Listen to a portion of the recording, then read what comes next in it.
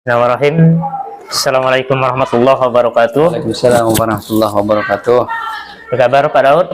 Alhamdulillah Pak, sehat. Baik, sehat nih, alhamdulillah. Jadi terima kasih pada kesempatan kali itu. Jadi mohon minta waktunya sebentar, izin terkait dengan diskusi ataupun sharing lah. Sharing terhadap beberapa permasalahan nantinya yang akan saya ajukan, beberapa pertanyaan terhadap Pak Daud, dan alhamdulillah pada kesempatan kali itu saya merasa bangga. Terima kasih atas kesempatannya karena telah sudi bersedia menerima saya Mus Mulyadi SPDI, calon guru penggerak angkatan 11 Kabupaten Sambas, yang tentunya dalam hal itu melaksanakan tugas salah satu modul di dalam pembelajaran di CGP itu, yakni modul 3.1 perihal terkait dengan kebijakan dilema etika tentang pengambilan keputusan yang tentunya muaranya kepada kepala sekolah yang nantinya akan memberikan keputusan akhir terhadap permasalahan ataupun dilema etika yang dihadapi di sekolah Bapak. Oke, Pak Daud SPDI, salah satu kepala madrasah MTS Darul Ulum Matang Danau yang luar biasa saya anggap. Perjuangan beliau, karir beliau, perjalanan beliau dalam rangka mengembangkan salah satu sekolah madrasah yang swasta yang berada di naungan Kementerian Agama Kabupaten Sambas. Alhamdulillah kalau tidak salah udah 2 periode ya, Pak Daud ya? 1 periode Pak. Satu masih, 1 periode. Insyaallah lanjut ke 2 periode, alhamdulillah. Baik Pak Daud, yang pertama yang akan saya ajukan pertanyaannya, tentunya selama ini bagaimana Bapak dalam menyikapi ataupun mengidentifikasi kasus-kasus yang merupakan salah satu dilema etika ataupun bujukan moral yang tentunya Bapak hadapi atau Bapak rasakan di sekolah Bapak.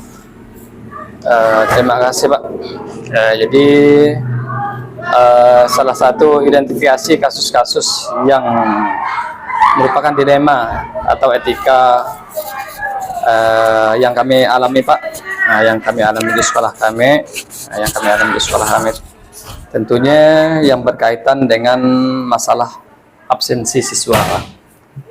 Absensi siswa di mana secara keseluruhan ya ada beberapa siswa kan pasti ada tentunya kehadirannya terkadang banyak istilahnya tanpa keterangan, tidak hadir, namun tidak semuanya, tidak semuanya, cuman ada beberapa siswa itulah yang menjadi nanti tolak ukur, di mana nanti ia menjadi tolak ukur kita ya, menjadi tolak ukur kami, tentunya nanti berkaitan dengan kenaikan kelas, seperti apa? Iya, baik, kenaikan kelas ya. Baik, makasih ya Pak Daud ya. Jadi salah satu dilema yang dihadapi terhadap salah satu kasus menyangkut masalah ketidakhadiran siswa ya. Tentunya dalam hal tanpa keterangan ataupun alpa ya. Itu merupakan dilema yang menjadi problematika dalam sebuah sekolah, termasuk Bapak yang merasakannya sendiri. Baik, selanjutnya Pak, selama ini dari kasus yang ada yang Bapak hadapi, bagaimana Bapak menjalankan ataupun mengambil keputusan di sekolah Bapak, terutama terhadap kasus-kasus yang dimana dua kepentingan yang berbeda itu tadi sama-sama benar kan? Sama-sama benar atau sama-sama mengandung nilai kebajikan. Di satu sisi kan siswa tersebut tidak hadir, kemudian sudah termasuk dalam kriteria kenaikan kelas kan. Nah, kemudian dilemanya kan Bapak tentunya menghadapi dua macam dilema kan, apakah mau dinaikkan atau tidak. Nah, jadi bagaimana menurut Bapak atau cara mengambil keputusan yang baiklah terhadap perihal tersebut?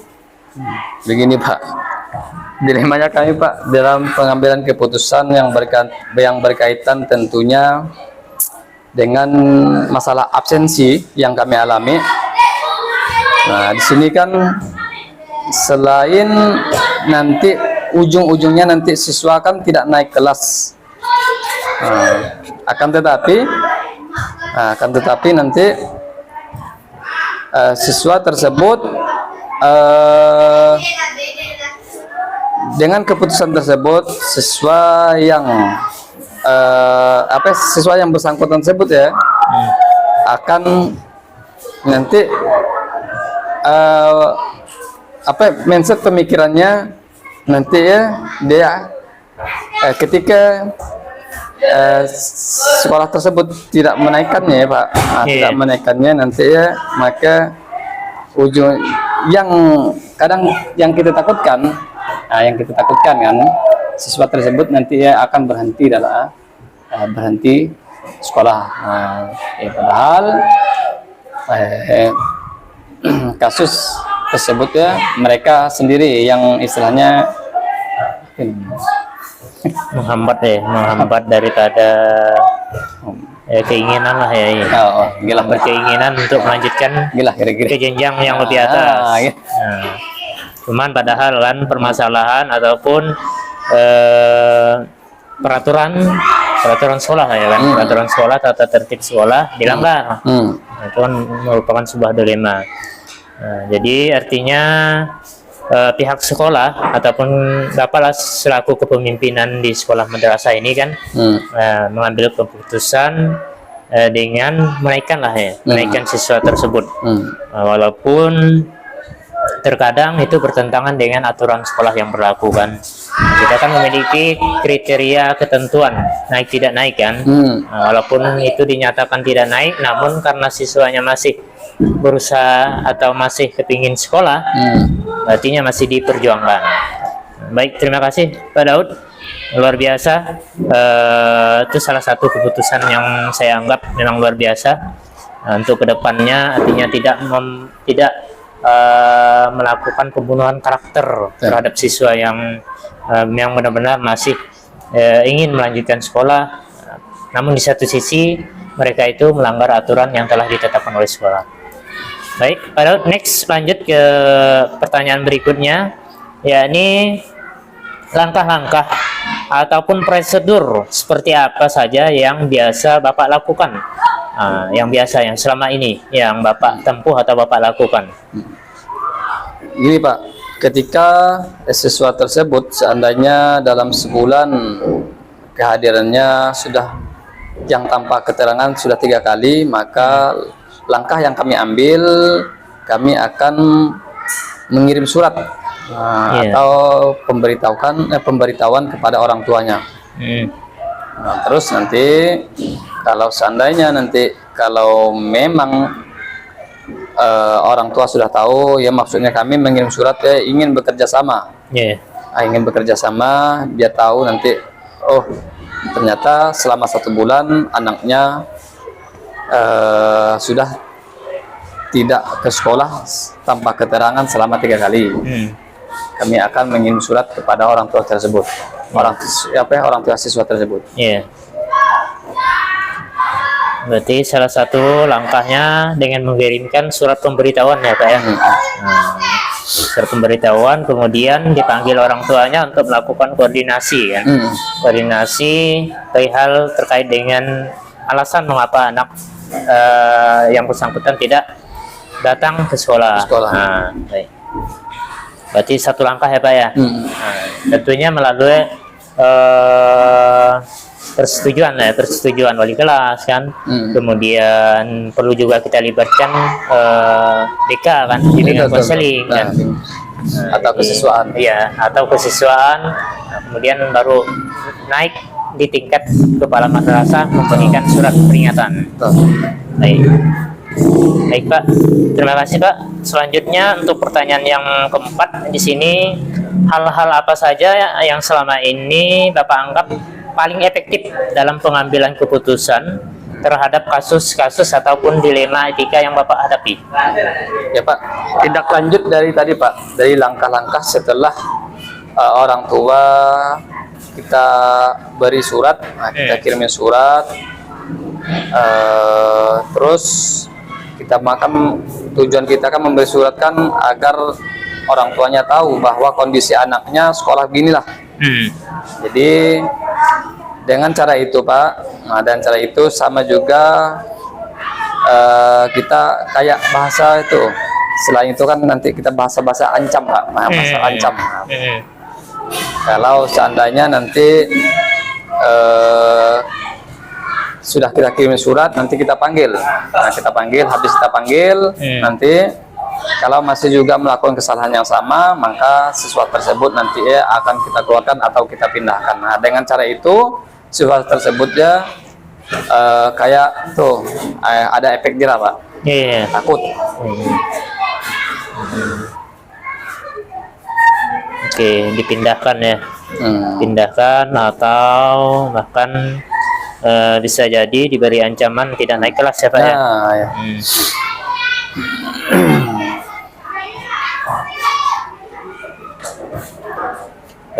Baik sekali Pak Daud ya. Baik, selanjutnya untuk pertanyaan berikutnya, dari efek yang diberikan tadi, salah satu efek jerah kan. Jadi efek jerah yang diberikan terhadap siswa,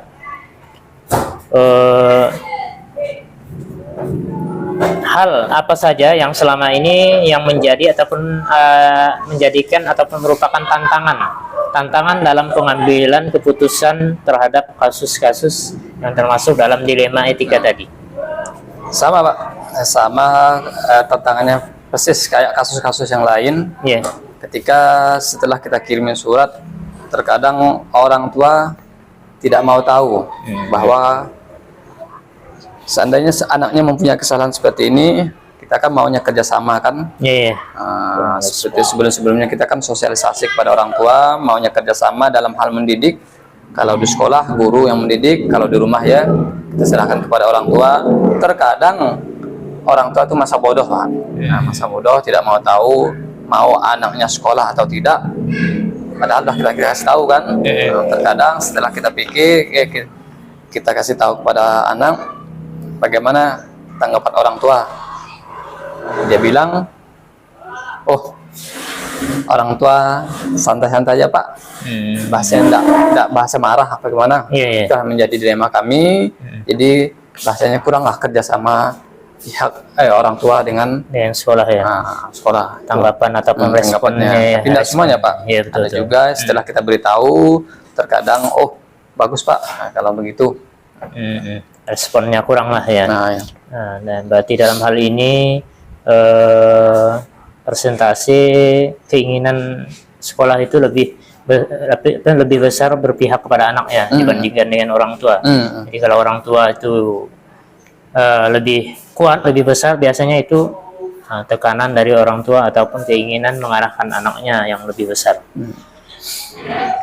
Baik, untuk selanjutnya, selain tantangan, apakah Anda ataupun Bapak sendiri memiliki sebuah tata kala ataupun jadwal tersendiri ataupun tertentu dalam sebuah penyelesaian kasus yang terjadi, yang termasuk dalam dilema etika tersebut? Kemudian apakah Bapak langsung menyelesaikannya di tempat, langsung vonis, atau memiliki sebuah jadwal tersendiri dalam hal penyelesaiannya? Ya Pak, saat menangani kasus seperti ini, ya sekolah kami mempunyai kebijakan gini Pak, nanti kita jadwalkan. Kalau seandainya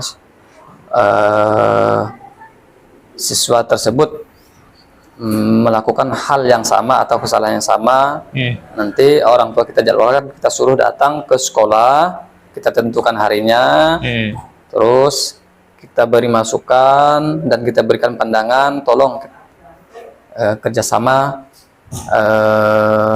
dalam hal mendidik anak tersebut, biar nanti dari yang malas sekolah menjadi rajin sekolah. Ya, baik. Jadi kita selesaikan, artinya kita panggil orang tuanya, kita selesaikan di sekolah, dan nanti tindak lanjutnya biar nanti ada bahasanya kerjasama antara guru dan orang tua. Artinya dalam hal pengambilan keputusan, ketika aturan ataupun permasalahan yang dilakukan oleh anak tersebut tidak langsung memvonis kan. Nah, artinya mendalami kasus yang terjadi, kemudian mengidentifikasi kasus yang terjadi. Di samping itu juga mendalami mekanisme yang berlaku di sekolah Bapak ya. Artinya dijadwalkan dalam hal penanganannya. Oke, makasih Pak. Baik sekali. Untuk selanjutnya, adakah seseorang atau faktor-faktor apa yang selama ini yang mempermudah atau yang dapat membantu Bapak dalam hal pengambilan keputusan terhadap kasus yang termasuk dalam dilema etika tersebut? Ini kan Pak berkaitannya dengan kehadiran absensi siswa. Jadi tentunya ada beberapa kemudahan bagi saya terutama yang membantu dalam hal ini. Tentunya kami kan pasti melibatkan wali kelas nanti untuk bekerja sama, dan juga nanti dalam penentuan pengambilan keputusan. Kan pasti nanti kan dalam pengambilan keputusan tersebut tentunya berkaitan dengan nanti kenaikan kelas kan. Jadi dalam kenaikan kelas kita pasti punya kriteria dan jadi untuk aturan tersebut kita melibatkan wali siswa. Jadi itulah mudahnya, jadi saya tidak kerja sendiri, dan juga selain melibatkan wali dan juga melibatkan guru-guru yang lain yang tentunya ada yang paham atau tahu dengan kondisi anak tersebut. Jadi saya tidak melibatkan dia hadir sendiri, dan itulah yang menjadi saya itu pekerjaan saya dipermudah ya, agak ringan lah ya. Artinya Bapak tidak bekerja atau berjalan sendiri-sendiri ya. Baik, makasih Kak. Dalam hal ini tentunya mungkin salah satu diantaranya yayasan juga ya. Yayasan yang turut andil dalam pengambilan keputusan atau kebijakan yang Bapak buat. Baik, untuk pertanyaan terakhir Pak. Untuk pertanyaan terakhir, dari semua hal yang telah disampaikan ataupun yang telah Bapak paparkan terkait dengan dilema etika yang dihadapi di sekolah Bapak, jadi pembelajaran apa saja yang dapat Bapak petik dari pengalaman ataupun pengambilan keputusan dalam permasalahan dilema etika tersebut? Oke Pak, pembelajaran yang saya dapat Pak, tentunya saya ini menilai bahwa dalam satu sekolah pentingnya kerjasama seluruh dewan guru dalam istilahnya dalam melaksanakan tugas-tugas untuk membangun sekolah, dan juga dalam apalagi dalam penentuan kinerja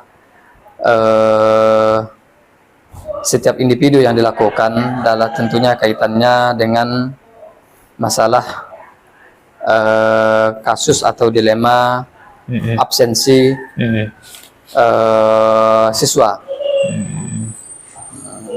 Kenapa? Nanti dalam kenaikan kelas kita kan pasti ada yang namanya bahasanya sidang kenaikan kelas. Di sini kan itulah pentingnya kerjasama dan penilaian. Jadi kita tidak bahasanya penilaian secara individu, Tidak mementingkan apa istilahnya, tidak egois. Bagaimana siswa tersebut apakah dinaikkan atau tidak, pasti punya pertimbangan. Habis itu nanti setelah kita putuskan secara bersama-sama, Pak.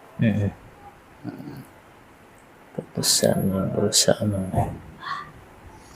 Baik. Terima kasih sekali Pak Daud SPDI selaku Kepala Madrasah MTS Darul Ulum Matang Danau pada kesempatan kali ini.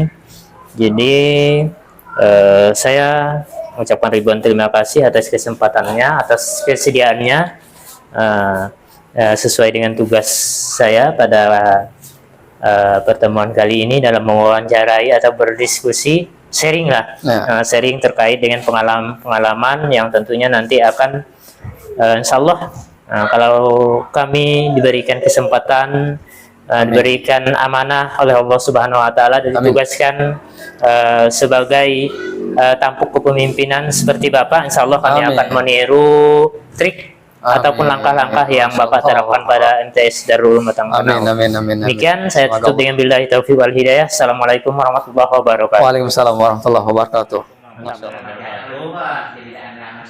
Selamat pagi Bu. Kabarnya Bu? Alhamdulillah. Jadi pada kesempatan kali ini, alhamdulillah saya berada di SDN 22 Guntung bersama Kepala Sekolah Bu Fatiah SPD yang dalam hal ini insya Allah saya akan mewawancarai terkait dengan tugas yang saya laksanakan selaku calon guru penggerak angkatan 11 terhadap modul 3.1 yakni dilema etika tentang pengambilan keputusan. Baik Bu, sudah siap Bu? Siap. Alhamdulillah. Jadi untuk pertanyaan yang pertama Bu, selama ini bagaimana Ibu dalam hal mengidentifikasi kasus-kasus yang merupakan dilema etika atau kehidupan moral terkait permasalahan yang ada di SDN 22 Guntung ini Bu? Jadi saya akan memanggil siswa yang melakukan kasus atau aturan sekolah melalui wali kelas, guru BK, kasus kehadiran kenakalan, kenaikan kelas. Baik Bu ya. Jadi terhadap kehadiran siswa ya Bu ya. Iya. Artinya dalam jangka waktu 1 tahun siswa tersebut melebihi target yang telah ditentukan oleh sekolah ya Bu ya. Iya. Ya, baik. Terima kasih Bu. Untuk pertanyaan berikutnya, jadi selama ini bagaimana Ibu menjalankan pengambilan keputusan di sekolah Ibu, terutama untuk kasus-kasus di mana ada 2 kepentingan. Dalam hal ini tadi kan kepentingannya siswa tersebut melanggar aturan yang telah ditetapkan oleh sekolah, namun di sisi lain kita tetap mempertahankan siswa tersebut agar tetap sekolah ya Bu ya. Iya. Nah, jadi dalam hal ini, dalam pengambilan keputusan yang ada di sekolah Ibu, terutama terhadap kasus yang disebutkan tadi, ada 2 kepentingan yang sama, benar atau sama-sama mengandung nilai kebajikan. Jadi bagaimana Ibu dalam penentuan hal tersebut? Saya berkoordinasi dengan wali kelas, guru BK, dan guru yang ada di SD 22 Guntung. Baik. Terima kasih Bu. Jadi berkolaborasi lah ya. Iya. Nah, jadi berkolaborasi bekerjasama dengan Bapak Ibu Dewan Guru yang ada di SDN 22 Guntung, kemudian wali kelas dan guru BK, Iya. terutama guru BK yang menangani masalah kesiswaan. Nah, baik.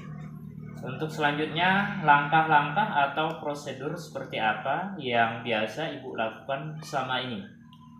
Langkah-langkah yang saya lakukan selama ini mengidentifikasi informasi melalui wali kelas dan guru BK.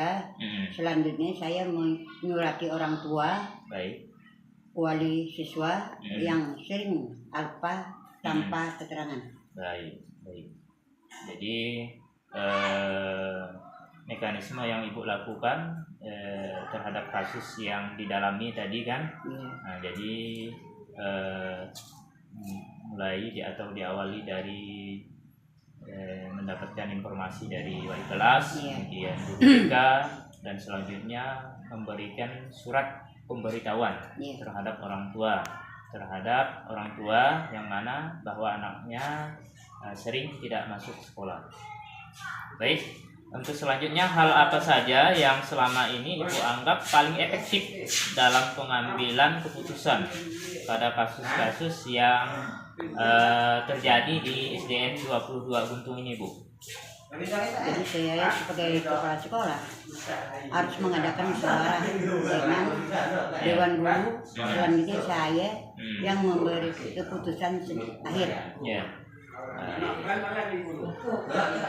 Baik, selanjutnya kemudian hal apa saja yang selama ini merupakan tantangan yang Ibu hadapi dalam pengambilan keputusan terhadap kasus yang Ibu anggap itu dilema etika lah di SDN 22 Guntung ini? Kurangnya koordinasi orang tua dengan pihak sekolah. Istilahnya acuh tak acuh. Begitu ya, Bu, ya. Nah, berarti orang tua mengabaikan lah ya, kemudian kurang berkoordinasi dengan pihak sekolah, sehingga tidak dapat mengetahui bahwa ternyata anaknya itu tidak atau sering bolos atau sering tidak masuk sekolah. Baik, itu merupakan tantangan yang Ibu hadapi. Untuk pertanyaan berikutnya, Bu, apakah Ibu memiliki yang telah Ibu sampaikan, Ibu utarakan, kemudian Ibu paparkan, dan Ibu diskusikan dengan saya, pembelajaran apa yang dapat Ibu petik dari pengalaman